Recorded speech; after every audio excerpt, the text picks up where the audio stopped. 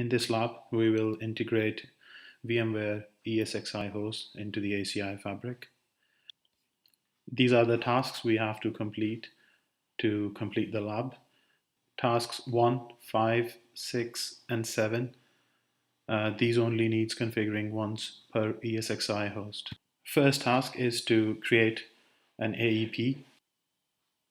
I will go to Fabric, Access Policies, under Global, we have AEP. So we only need to create AEP once. For this ESXi host, AEP is already created. We don't need to create it, but I'll show you how to create it. Right click on the AEP, create a new AEP, give it a name, vCenter B AEP, and enable infrastructure VLAN. Click on next. We don't need to do anything here, and we just click finish. Because the AEP is already created, I will not save the changes. I'll just cancel.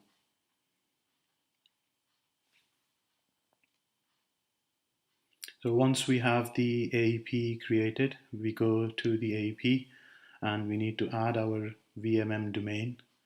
So we click on the plus sign.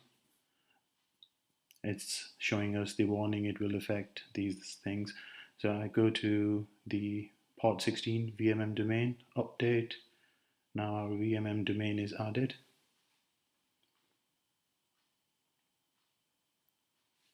I'll go to virtual networking under VMware, port 16 VMM domain, which we already created in the previous videos. Select create vSwitch policies. Click OK.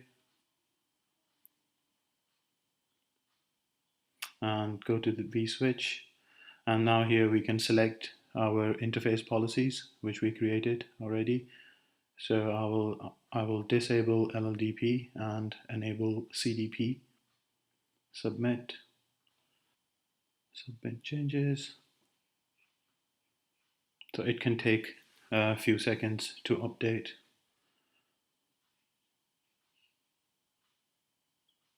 Okay, it's still loading. Okay, submit.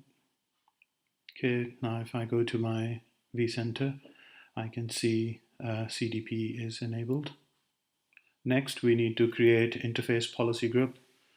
I'll go to Fabric, Access Policies, and under Interfaces, Leaf Interfaces, Policy Groups, and Leaf Access Ports. There is already a policy group created for ESXi host B2. So we can see it's already there. I don't need to create it again, but if I wanted to create a new one, right click and create Leaf Access Port Policy Group. Give it a name, ESXi-B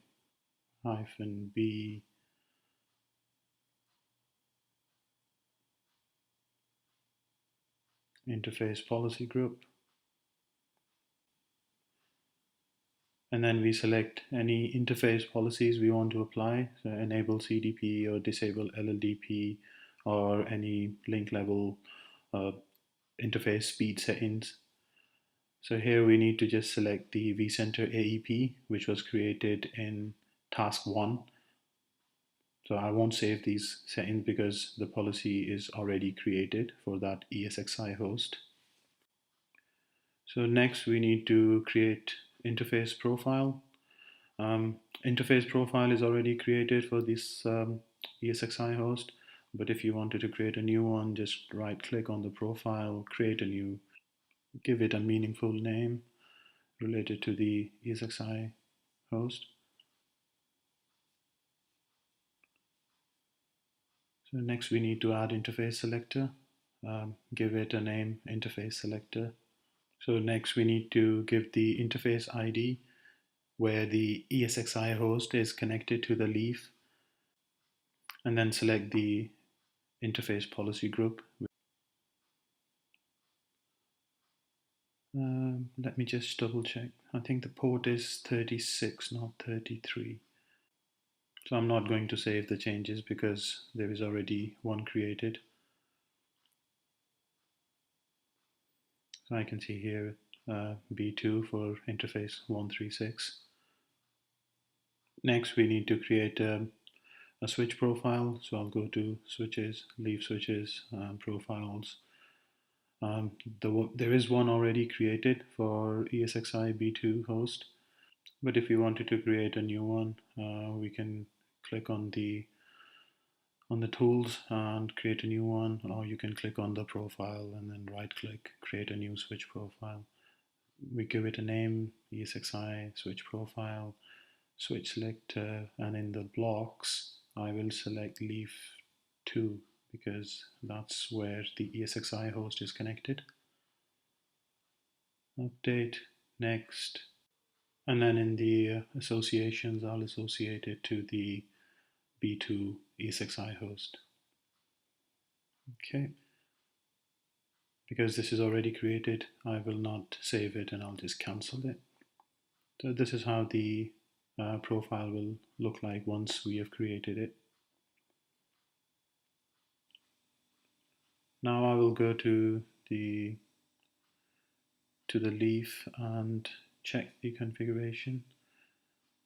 So if I log on to leaf 2, so this is where the ESXi host is connected. Show interface E1/36 brief.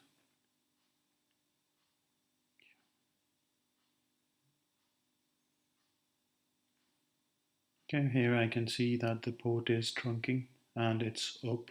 So we should see that the port is up and trunking. If there is anything wrong in the config, it will be down. So next I go to the vCenter and select the vNICs associated to my pod.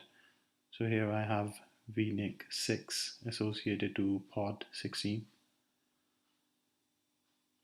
So once I've selected this and saved the config, and it looks good.